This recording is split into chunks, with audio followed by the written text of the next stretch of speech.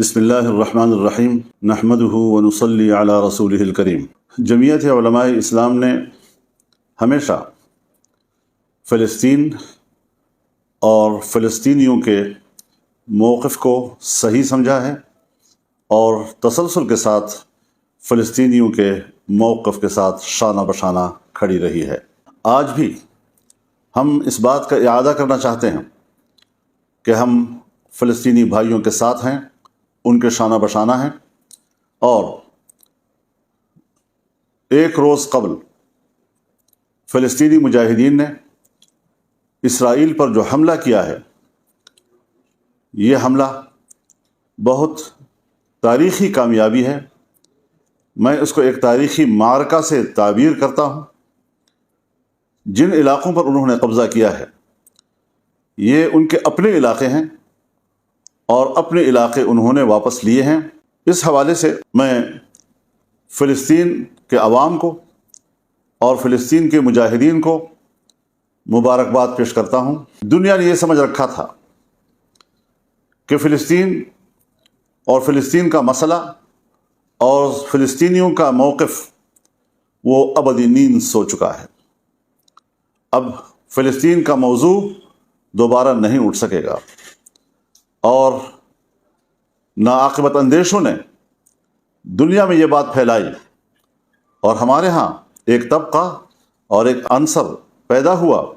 جس نے اسرائیل کو تسلیم کرنے کے موضوع کو ترجیح دلائی، اس کی اہمیت سے لوگوں کو متاثر کرنے کی ناکام کوشش کی۔ میں سمجھتا ہوں کہ آج اس معرکے نے فلسطین کے مسئلے کو زندہ ہی نہیں کیا، ثابت کیا ہے کہ فلسطین کا مسئلہ مرا نہیں، اور آج اس کی اہمیت آسمانوں کو چھو رہی ہے۔ اس حملے میں اسرائیل کے پورے دفاعی نظام کو ناکام بنا دیا گیا ہے، ان کے گھمنڈ کو زمین بوس کر دیا گیا ہے، ان کی انٹیلیجنس کو ناکام بنا دیا ہے۔ یہ حقیقت تسلیم کر لینی چاہیے دنیا کو کہ اسرائیل کوئی قوت نہیں، اسے بڑا چڑھا کر پیش کیا جا رہا ہے، اور اس قوت کو جس انداز سے بڑھا کر پیش کیا جا رہا ہے یہ انصاف کے تقاضے پورے نہیں کر رہا ہے۔ میں ساتھ ہی یہ بات بھی اپنے فلسطینی بھائیوں سے اور مجاہدین سے کہوں گا کہ وہ انسانی حقوق کا احترام کریں، اسے تحفظ دیں، اس کا لحاظ رکھیں، بچوں، عورتوں اور عام شہریوں کو گزند نہ پہنچائیں، ان کی زندگیاں تلف نہ کریں،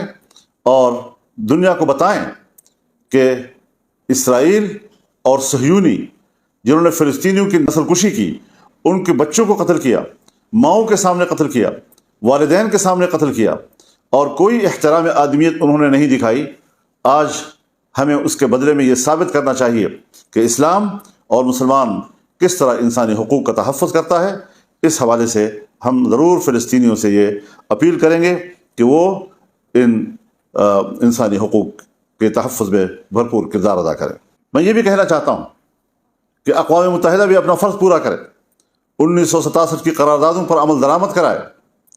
بیت المقدس کو مسلمانوں کے حوالے کرے،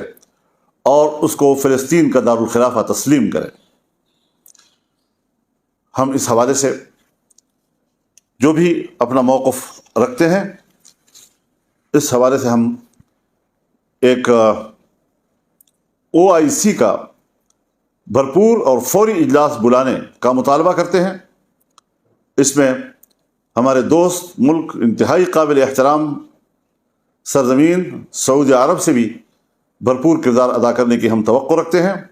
وہ فوری طور پر OIC کا اجلاس بلائے، پاکستان کی گورنمنٹ وہ فوری طور پر اس حوالے سے کردار ادا کرے، تاکہ اسلامی دنیا بیٹھ کر ان نئے معروضی صورتحال کو سامنے رکھتے ہوئے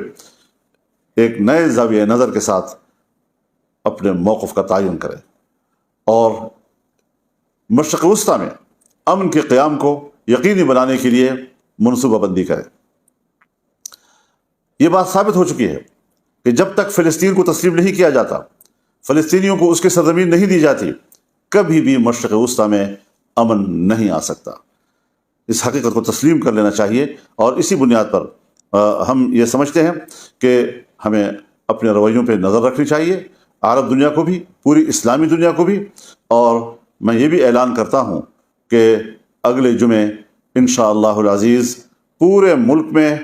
فلسطینیوں کے ساتھ یکجہتی کا دن منایا جائے گا، اور تمام ملک کے ضلعی ہیڈ کوارٹرز میں مظاہرے کیے جائیں گے ان کے حق میں اور ان کی تائید میں۔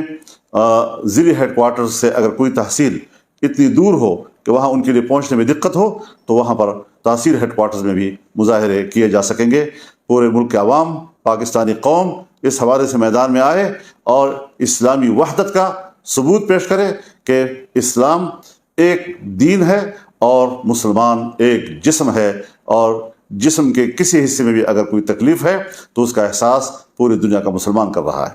پاکستانی قوم اس حوالے سے انشاءاللہ اپنا کردار ادا کرے گی، اپنی رائے دے گی، یکجہتی کا مظاہرہ کرے گی، اور جمعے کے روز جمعے کی نماز کے بعد پورے ملک میں انشاءاللہ العزیز اس حوالے سے